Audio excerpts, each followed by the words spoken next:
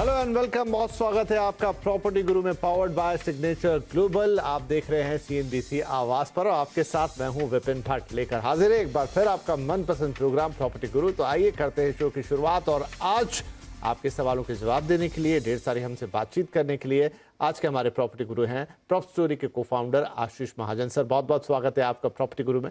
तो चलिए आशीष जी से बातचीत होगी, आपके सवालों के जवाब उनसे लेंगे, लेकिन शुरुआत करते हैं, थोड़ा एक आइडिया ले लेते हैं प्रॉपर्टी बाजार का। तो आशीष जी, आप तो मॉनसून अपने फुल स्विंग पर है, प्रॉपर्टी बाजार का मौसम कैसा है?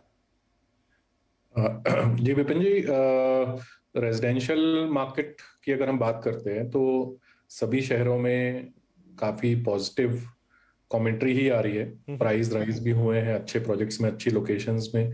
इनफैक्ट इन्वेंट्री चैलेंज रहा है जो हम काफी टाइम से डिस्कस भी कर रहे हैं जी। लेकिन अब हमारी डिस्कशंस हो रही हैं लोगों के साथ, चाहे वो गुड़गांव हो, बेंगलोर हो, मुंबई हो, पुणे हो, हर जगह पे नए प्रोजेक्ट्स लॉन्च होने वाले हैं।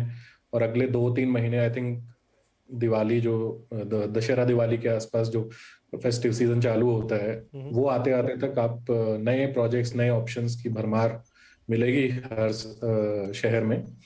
इससे क्या है, कस्टमर्स की चॉइसेस भी बढ़ेंगी क्योंकि मार्केट बहुत ही टाइट रह रही है इस समय। ऑब्वियसली कोई भी एक्सुबरेंस बहुत टाइम तक नहीं रहती है, पर मैं ये बोलूंगा कि अभी इरेशनल नहीं है यहाँ पे रेजिडेंशियल साइड पे। पर ये जरूर है कि कई जो लोग हैं वो अभी भी सोचते हैं मार्केट में करेक्शन है, करेक्शन होगा। करेक्शन तो कई सालों से होता आ रहा था, वहीं से वो ऊपर आया। कमर्शियल, ऑब्वियसली कमर्शियल पे जो इम्पैक्ट आता है वो ग्लोबल डेवलपमेंट्स के कारण काफी फर्क पड़ सकता है। राइट। लेकिन वहां पे भी पिछले 2-3 सालों में पॉजिटिव ट्रेंड्स रहे हैं, वो थोड़े से स्लो हो जाएंगे। जैसे कि यूएस वगैरह में भी स्लो डाउन देखने को मिल रहा है। तो मैं पढ़ रहा था कि वहाँ के जो मल्टीनेशनल्स हैं वो न्यूयॉर्क और बड़े बड़े शहरों में अपनी लीजिंग को थोड़ा स्लो कर रहे हैं। तो यहाँ पे भी मे बी स्लो हो जाएगा, बट थिंग इज की एक्सपेंशन तो हुआ ही है। तो जितना कमर्शियल बढ़ेगा उतने ही लोग आएंगे, काम करेंगे, उतने ही उनको घरों की जरूरत पड़ेगी, फैमिलीज की अफोर्डेबिलिटी भी बढ़ी है। तो इस सब के कारण डिमांड अभी फिलहाल तो ऐसा लगता नहीं है कि जो हमने 2007-8 का फेज देखा, फिर मे भी 12-13 का फेज देखा जब सप्लाई बहुत ज्यादा मार्केट में क्रिएट हो गई थी और प्राइसेस भी बहुत तेजी से बढ़े थे, जी। तो अफोर्डेबिलिटी का चैलेंज आ गया। वैसा अभी कहीं देखने को नहीं मिल रहा है। चलिए बढ़िया है। तो आपका कहना है कि डिमांड बढ़िया है और अभी जो फेस्टिव सीजन है ऑलमोस्ट गणेश चतुर्थी से शुरू हो जाएगा, दिवाली तक जाएगा, वहां पर नए नए लॉन्चेस आपको देखने को मिलेंगे, नई चॉइसेस आएंगी क्योंकि मौजूदा इन्वेंट्री अब ऑलमोस्ट एग्जॉस्ट पर है। तो यहाँ पर खरीदारों के लिए काफ़ी मौके रहेंगे और हम उम्मीद करेंगे कि काफ़ी सारे ऑफर्स भी डेवलपर्स लेकर आएंगे। चलिए, तो वो सब तो बातचीत हम करते ही रहेंगे, आने वाले सप्ताहों में भी ये बातचीत जारी रहेगी, लेकिन फिलहाल मूव करते हैं क्वेश्चन आंसर सेक्शन पे। संदीप गर्ग साहब हैं हमारे पहले कॉलर आज प्रॉपर्टी गुरु में, पानीपत से हमें कॉल कर रहे हैं। संदीप जी, बहुत स्वागत है आपका, क्या पूछना चाहेंगे? नमस्कार सर, मेरा सवाल सर ये है कि मेरे पास एक क्रिश आइकॉन अलवर बाईपास भिवाड़ी जो राजस्थान में है, वहाँ पर 820 स्क्वायर फीट का एक फ्लैट लिया हुआ है 12 फ्लोर पे। तो ये मैंने 2014 में इन्वेस्ट किया था, इन्वेस्टमेंट पर्पस के लिए लिया था 2014 में। और आज की डेट में मैं देख रहा हूँ उसमें काफी डाउनफॉल हो चुका है और मैं इसको बेचने की कोशिश भी कर रहा हूँ, बट अभी तक मुझे रिजल्ट नहीं मिल पा रहा, कुछ अच्छा अमाउंट भी नहीं मिल पा रहा। जी जी। और मैं यही जानना चाहता हूँ कि क्या मेरे को इसको होल्ड करना चाहिए या फिर किसी भी रेट में इसको क्विट कर देना चाहिए। ठीक है, अच्छा सवाल है आपका। कुछ बढ़ने के चांसेस हैं तो मैं इसको होल्ड करना जरूर जरूर। अभी आशीष जी से आप ही के लिए बातचीत करते हैं। तो आशीष जी, भिवाड़ी इन पर्टिकुलर, मतलब एनसीआर के और भी हिस्से थे जिनमें हमने अप एंड डाउन देखे, लेकिन भिवाड़ी शायद सबसे ज्यादा स्टक है। कई बार अब काफी सवाल आने लग गए हैं भिवाड़ी को लेकर, जिसमें ऑलमोस्ट जैसे संदीप जी की स्थिति वही है, खरीदा आपने ज्यादा में, एक वक्त भी निकल गया और ऑलमोस्ट वो प्राइस मिले ना मिले उससे नीचे तक जा रहा है प्राइस। तो क्या है भिवाड़ी के लिए आगे का फ्यूचर? देखिए, इंडस्ट्रियलाइजेशन के हिसाब से भिवाड़ी काफी बड़ा कंट्रीब्यूटर है हमारे इकोनॉमिक ग्रोथ को, क्योंकि ऑटो एंसिलरीज और सब काफी ज्यादा हैं, गुड़गांव के पास पड़ता है। तो वैसे ही राजस्थान में, लेकिन इसमें जो डिमांड क्रिएट होती है वो गुड़गांव की तरफ से क्रिएट होती है। अब जो अगर हम 10-15 साल की इसकी हिस्ट्री देखते हैं तो जब बेसिकली स्टोरी ये थी कि गुड़गांव के अंदर अफोर्डेबल हाउसिंग नहीं है, 15-20 लाख का घर नहीं मिलता है, तो आप भिवाड़ी चले जाएं, फास्टर रोड्स होंगी, मेट्रो होगा, तो गुड़गांव से डिस्टेंस ही क्या रह जाएगा टाइम के हिसाब से। तो आज भी अगर आप ड्राइव करें आपको मे बी 1 घंटा लगता है वहां से आने के लिए। हाउएवर रियलिटी ये है कि गुड़गांव के अंदर अफोर्डेबल हाउसिंग स्कीम आई, शहर के अंदर ही सस्ते घर बनना शुरू हो गए। उसके अलावा गुड़गांव में और बहुत सारी लैंड रिलीज हुई, बहुत नए प्रोजेक्ट्स आए, और भिवाड़ी जो है कैचअप नहीं कर पाया। और वैसे भी मैन्युफैक्चरिंग बेसिस पे जहां जहां भी रियल एस्टेट को इस हिसाब से बनाया गया कि वो इन्वेस्टमेंट कैटेगरी होगी, ओके, वो नहीं हो पाया। जहां जहां आईटी और फाइनेंस का प्रेजेंस ज्यादा रहा है, वहां वहां पे real estate, residential real estate ने बहुत छलांग मारी है रिटर्न्स में। लेकिन मैन्युफैक्चरिंग बेसिस पे ये नहीं पाता, क्योंकि मैन्युफैक्चरिंग में रियलिटी ये होती है कि जो वहां पे काम करते हैं लोग, उनकी जो सैलरीज हैं वो इन बाकी सेक्टर से कम्पीट नहीं कर पाते। राइट। तो भिवाड़ी की रियलिटी ये है कि अगर इनको कुछ भी दाम मिल रहा है, इनको निकल जाना चाहिए। वहां पे कुछ बड़े फाइनेंशियल इन्वेस्टर्स रहे हैं जिन्होंने हाफ प्राइस डिस्काउंट सेल कर करके अपनी इन्वेंट्रीज को लास्ट ईयर खत्म कर दिया। ओके। मतलब 30 लाख के फ्लैट को 15 लाख में बेच के निकाल दिया कि जो निकल रहा है निकाल लीजिए। तो भिवाड़ी अनफॉर्चुनेटली इस स्टेट में, अगर आप अभी भी इस उम्मीद में बैठे रहे कि हाँ ठीक है, बहुत बड़ी इन्वेस्टमेंट नहीं है, जब कनेक्टिविटी इंप्रूव होगी तो may be things will work out, that is another way, but ये होते लग नहीं रहा है। मतलब हाँ, लेकिन उसमें वक्त लगेगा। सही कह रहे हैं आप। मुझे लगता है कि हम संदीप जी को यही सलाह है कि संदीप जी, देखा आपने पूरा एक्सप्लेन कर दिया यहाँ पर आशीष जी ने कि क्या रहा भिवाड़ी के साथ पिछले कुछ सालों में, किस कंसेप्ट से वो शुरू हुआ था और आज उसके पिछड़ने की वजह क्या है, और हाल फिलहाल में ऐसा कुछ होता नजर नहीं आ रहा जिससे अचानक से कुछ बड़ा परिवर्तन आ जाए। तो शायद यहाँ से निकलने में ही आपके लिए भलाई होगी। 28 लाख रुपए की आपकी इन्वेस्टमेंट है, तो अगर आप रुकें तो कोई बात नहीं है, लेकिन कोई फायदा खास उसमें दिखाई नहीं दे रहा। इनफैक्ट ये इन्वेस्टमेंट निकाल कर आप जो भी आपको भाव मिल जाता है कहीं और लगाएंगे तो शायद वो गैप आप फिल कर पाएंगे, लेकिन फिलहाल भिवाड़ी से तो आपको निकलने की सलाह होगी। तो चलिए, ये बात हो गई संदीप जी के सवाल की। आगे बढ़ेंगे। अब हमारे अगले कॉलर हैं मिस्टर विजय झा, और बेंगलुरु से हमें कॉल कर रहे हैं, माफ कीजिए, विजेंद्र झा। विजेंद्र भाई, बहुत स्वागत है आपका प्रॉपर्टी गुरु में। क्या मदद कर सकते हैं आज आपकी? नमस्ते विपिन सर। नमस्ते। तो मैं एक बेंगलुरु के इलेक्ट्रॉनिक सिटी एरिया में रेसिडेंशियल प्लॉट देख रहा हूँ। ओके। और एक प्रोजेक्ट भी मैंने देखा है महावीर ईडन फील्ड। तो मैं आपके एक्सपर्ट से ये जानना चाहूंगा कि इस एरिया में रेसिडेंशियल प्लॉट में इन्वेस्टमेंट करना आज के डेट में अच्छा रहेगा, और इन फ्यूचर इसमें कोई अप्रिसिएशन मिल सकती है क्या? और यदि कोई दूसरा प्रोजेक्ट इस एरिया में आपके एक्सपर्ट सजेस्ट करना चाहें? जरूर, थोड़े डिटेल्स आपके और बता देते हैं। यहाँ पे एनफील्ड आपने जो प्रोजेक्ट देखा है इलेक्ट्रॉनिक सिटी फेज 2 बेंगलुरु में, और 1200 स्क्वायर फीट का ये आप कुछ एरिया देख रहे हैं, और 5,500 रुपए पर स्क्वायर फीट का आपको भाव मिल रहा है। तो सर, ये प्लॉट देख रहे हैं और सलाह चाहते हैं कि क्या होना चाहिए इसके अंदर?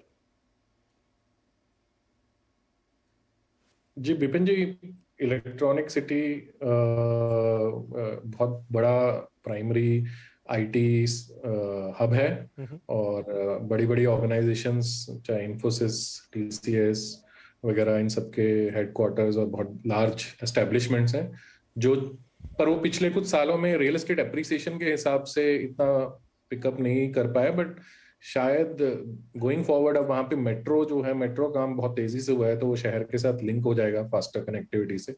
एक वो पॉजिटिव दिख रहा है। होसूर, जो ये होसूर रोड पे पड़ता है, होसूर ऐसे तमिलनाडु में, तो होसूर में एक एयरपोर्ट है जिसकी हर थोड़े दिन में ये बात आती है कि वो एयरपोर्ट कमर्शियलाइज कर दिया जाए। बिकॉज इलेक्ट्रॉनिक सिटी से अगर किसी को बैंगलोर के करंट एयरपोर्ट पे जाना पड़ता है तो 60-70 किलोमीटर की दूरी है।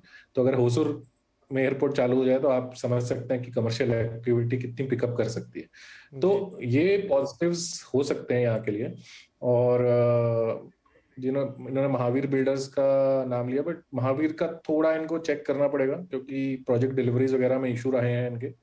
पर वहां पे प्लॉट्स इनको मिल सकते हैं 3-4-5-6 हजार रुपए स्क्वायर फीट के हिसाब से, डिपेंडिंग ऑन कि वो होसूर रोड के ऊपर है या कहीं इंटीरियर्स में है। फिर एक जिगनी करके एरिया पड़ता है, वहां पे आपको और ऑप्शंस मिल जाएंगे 2,500-3 हजार के रेट पे। कुछ जो मैं बिल्डर्स के नाम बता सकता हूँ जिनके प्लॉटिंग है वहां पे, प्राइड एक ग्रुप है, उनका काफी बड़ा टाउनशिप है।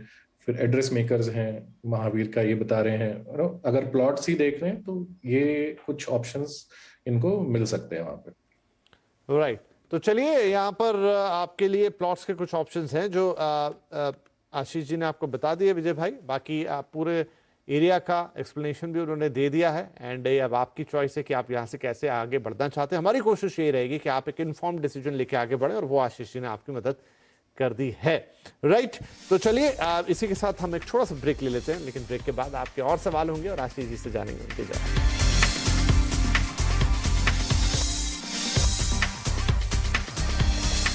Welcome back. CNBC आवाज पर जारी है प्रॉपर्टी गुरु और हम दे रहे हैं आपके सवालों के जवाब। आशीष जी हमारे साथ बने हुए हैं।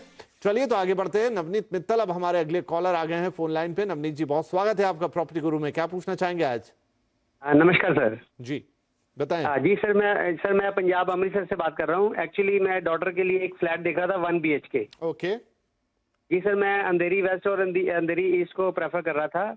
तो मुझे 1 CR से लेके 1.35 लाख तक एक 1 BHK चाहिए था। उसके लिए मुझे रिकमेंड कर दीजिए सर। जरूर जी। तो 1.25 करोड़ के ऊपर का बजट रख रहे हैं, आपको 1 BHK ही चाहिए अंधेरी वेस्ट के अंदर। अंधेरी वेस्ट एक महंगा इलाका है, तो डेफिनेटली इतने बजट में आपका 1 BHK ही आएगा। तो हिसाब किताब तो आशीष जी इन्होंने ठीक ही लगाया है। अब ऑप्शंस क्या इनके पास हो सकते हैं वहां पर अच्छे? हाँ, मतलब विपिन जी जो आपने कहा ये बात, मतलब काफी सॉर्ट आफ्टर लोकेशंस हैं ये अंधेरी वेस्ट।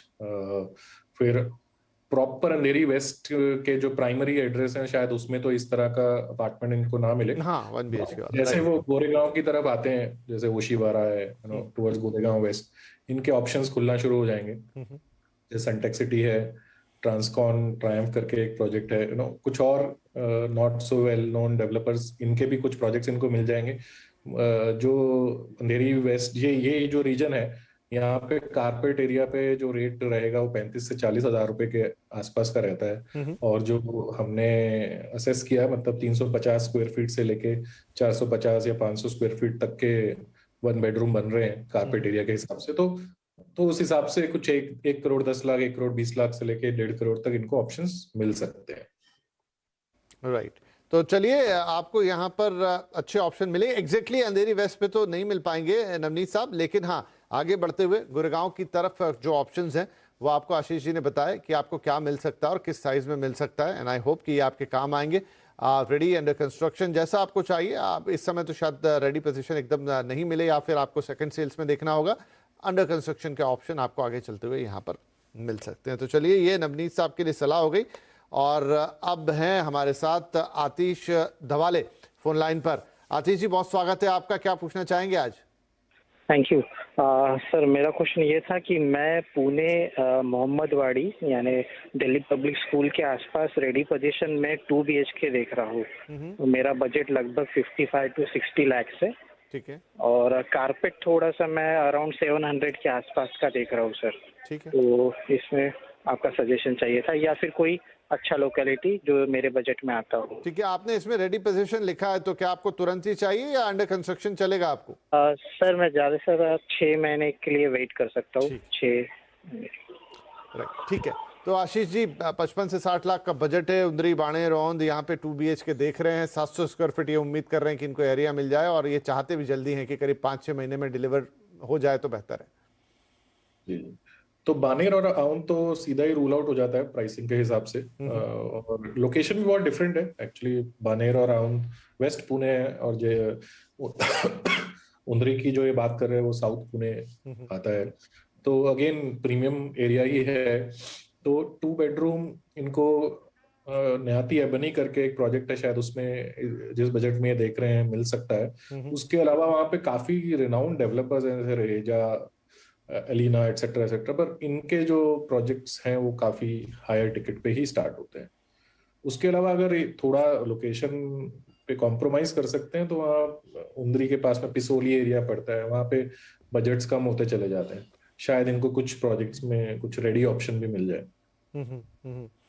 ठीक है। तो आशीष जी अगर मैं थोड़ा बात करूं पुणे की, अभी हमने देखा कि सेल्स के नंबर्स तो पूरे देश में ही हर शहरों में अच्छे आ रहे हैं। पुणे ने भी अच्छा ही किया है, लेकिन हाल फिलहाल कैसा चल रहा है पुणे का मार्केट? क्योंकि अब यहाँ पे भी फैक्टर वही है, कुछ हद तक IT है, कुछ हद तक मैन्युफैक्चरिंग है, एक चंक यहाँ पर एजुकेशन का भी निकलता है, तो एक मिक्स काइंड ऑफ मार्केट है। हाल फिलहाल में इसका क्या मिजाज रहा है? विपिन जी, पुणे का जबकि ओवरऑल साइज जो है वो बैंगलोर से कम है, बिकॉज अवेलेबिलिटी ज्यादा है। तो पुणे के जो क्वार्टर ऑन क्वार्टर सेल्स के नंबर आ रहे हैं वो बैंगलोर के बराबर या आगे ही आ रहे हैं। ओके। तो बैंगलोर एक बहुत यूनिक सा केस हो गया है कि सप्लाई चोक रहने के कारण प्रोजेक्ट्स अवेलेबल नहीं है। पुणे में आप किसी लोकेशन में 1 या 1.5 किलोमीटर ऐसा नहीं चल सकते जहाँ नया प्रोजेक्ट नहीं है। आप शहर एंटर करेंगे और होर्डिंग शुरू हो जाती होर्डिंग्स है। बिल्कुल। और एक जो फैक्टर पुणे में बहुत बड़ा मेजर फैक्टर है, it is an investment market. और इन्वेस्टमेंट कहीं और से नहीं, मुंबई से बहुत ज्यादा आती है। राइट। क्योंकि मुंबई में आदमी जो एक 1 बेडरूम खरीदता है, पुणे में 2-3 बेडरूम खरीद सकता है, और कोई खास टाइम लगता नहीं है पुणे आने में। और स्पेशली जो रिटायर करके आ सकते हैं या सिर्फ इन्वेस्ट करके उस पर रिटर्न पाना चाहते हैं, तो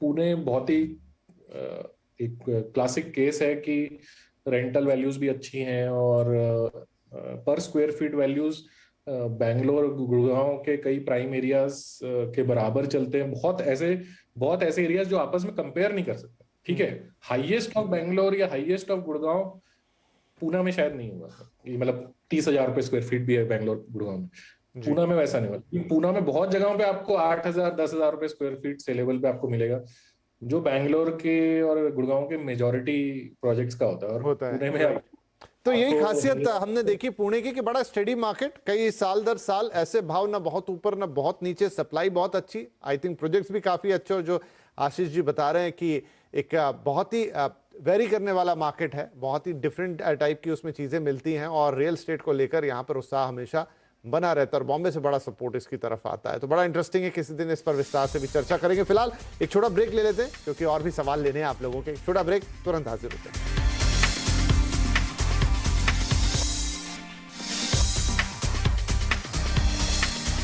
वेलकम बैक। आप देख रहे हैं property Guru presented by signature global. हमारी बातचीत जारी है, आशीष जी हमारे साथ बने हुए। अब कुछ ईमेल्स ले लेते हैं जो दर्शकों ने हमें भेजी है फटाफट से। तो एक ईमेल हमें आया नागेश कामत साहब का, और ये प्रोजेक्ट पर सुझाव चाहते हैं। लोकेशन देख रहे हैं वाशी, नवी मुंबई, साइज 2 या 3 BHK कुछ भी चलेगा, और जो बजट लेकर चल रहे हैं वो है 1 करोड़ का। लेकिन हाँ, ये रेडी है, अंडर कंस्ट्रक्शन के लिए इंतजार कर सकते हैं। तो आशीष जी, 1 करोड़ का बजट, आई थिंक 3 तो शायद थोड़ा ज्यादा हो जाएगा, क्योंकि वाशी वगैरह नवी मुंबई में भी घर अब इतने सस्ते रह नहीं गए। शायद 1 करोड़ में 2 BHK जरूर इन्हें मिल जाए नवी मुंबई में। नवी मुंबई में मिल जाएगा, लेकिन वाशी में नहीं मिलेगा। हाँ, वाशी तो हार्ट ऑफ नवी मुंबई है। तो इनफैक्ट वाशी से लेके खारघर तक की जो बेल्ट है वो बहुत ही प्रीमियम अप मार्केट मानी जाती है। तो आई थिंक पनवेल में कुछ ऑप्शंस मिल सकते हैं, नहीं तो अब वो शील फाटा, पलावा, ये सब एरियाज काफी डेवलप हो रहे हैं जो क्लोज टू नवी मुंबई है। उल्वे में देख सकते हैं, आई थिंक थाने में भी देख सकते हैं। नहीं, पर इन्होंने जो लिखा है, आई थिंक ये देखना चाह रहे हैं प्रेफरेबली नवी मुंबई। अच्छा, तो मतलब थाने और नवी मुंबई में एक्चुअली बहुत ज्यादा डिफरेंस नहीं है, रोड से आप काफी जल्दी कनेक्ट कर सकते हैं। फिर ये जो नया एयरपोर्ट का एरिया है उल्वे एंड ऑल, वहां पे भी आई एम श्योर कुछ ना कुछ ऑप्शंस मिलेंगे, बट डेफिनेटली वाशी से खारघर तो मुश्किल है।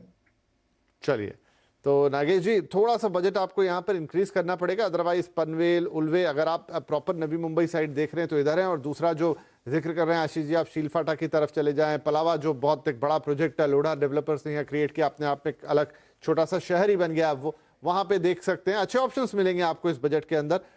2 BHK तो आ ही जाएगा, लेकिन हाँ, प्रॉपर वाशी में इस प्राइस पॉइंट पे मिलना थोड़ा नहीं, काफी मुश्किल रहेगा। तो आई थिंक ये पेरीफेरी वाले इलाके आप देखें तो आपको जरूर यहाँ पर अच्छे प्रोजेक्ट्स मिल पाएंगे आपके बजट में, और अंडर कंस्ट्रक्शन तो और मिल ही जाएंगे। अब अंकित राणे साहब का एक ईमेल है हमारे पास, और इसमें वो सवाल पूछना चाहते हैं कि सोमानी ड्रीम्स होम, उन्होंने एक घर देखा है, और इसकी लोकेशन है पुणे के अंदर, साइज 2 BHK है, प्राइस इन्होंने लिखा है 30 लाख रुपए का। इस पर ये सुझाव चाहते हैं। तो सर, सोमानी ड्रीम्स होम में पुणे वाले इलाके में 30 लाख रुपए में एक 2 BHK इनको मिल रहा, पोजीशन भी तैयार ही है, इस पर ये सुझाव चाह रहे हैं। काफी अच्छा रेट में इनको 2 बेडरूम मिल रहा है। हिंजेवाड़ी के पास की लोकेशन है पुणे वाले, वेस्ट पुणे जिसकी हम बार बार बात करते हैं। तो मुंबई की तरफ से भी यहाँ पे काफी इन्वेस्टमेंट डिमांड रहती है, और हिंजेवाड़ी IT पार्क तो काफी पास है। तो ऐसे सब एरियाज में अगर ये इन्वेस्ट करते हैं, चाहे वो खुद यूज करें या रेंट करें, इनको मतलब कुछ ना कुछ रिटर्न्स तो इस पे मिलेगा ही मिलेगा। तो आई थिंक एक अच्छे रेट पे इनको एक प्रोजेक्ट मिल रहा है, तो देख सकते हैं ये, मतलब आगे बढ़ सकते हैं। चलिए, तो आप इस प्रोजेक्ट पे आगे बढ़ सकते हैं। अंकित साहब, सारे बॉक्सेस टिक नजर आ रहे हैं यहाँ पर, और आशीष जी भी कह रहे हैं कि चीज़ें बढ़िया हैं, तो कोई दिक्कत नहीं है। अगर आपको पसंद आ गया तो बिल्कुल आप इसमें आगे जा सकते हैं। चलिए, इसी के साथ वक्त समाप्त हो रहा है इस हफ्ते के लिए, लेकिन हम हफ्ते दर हफ्ते तो आपसे मुलाकात करते हैं जाएंगे। उससे पहले हम आशीष जी को धन्यवाद देंगे कि आपने वक्त निकाला और हमारे दर्शकों के सवालों के जवाब दिए, प्रॉपर्टी बाजार पर हमसे बातचीत की और ताज़ा अपडेट दिया। और आपसे भी विदा लेने से पहले हमेशा की तरह कि आप pg@moneycontrol.com पर अपने सवाल हमें भेजते रहें, थोड़ा डिटेल डाल दें, फ़ोन नंबर लिख दें, बाकी हम पर छोड़ दें। कोशिश यही रहेगी कि हम आपको बेहतरीन से बेहतरीन सलाह दे पाएँ आपके रियल एस्टेट निवेश को लेकर। तो चलिए, इस हफ्ते के लिए इतना ही। मौसम का आनंद लीजिए। देश भर में पानी बरस रहा है, हाँ ज़्यादा गिरे तो ज़रूर थोड़ा ध्यान रखिएगा अपना, और स्वास्थ्य का भी ध्यान रखना ऐसे में ज़रूरी है। लेकिन अगले हफ्ते आपसे फिर मुलाकात तो होनी ही होनी है। तब तक के लिए आपसे इजाज़त लेंगे। नमस्कार।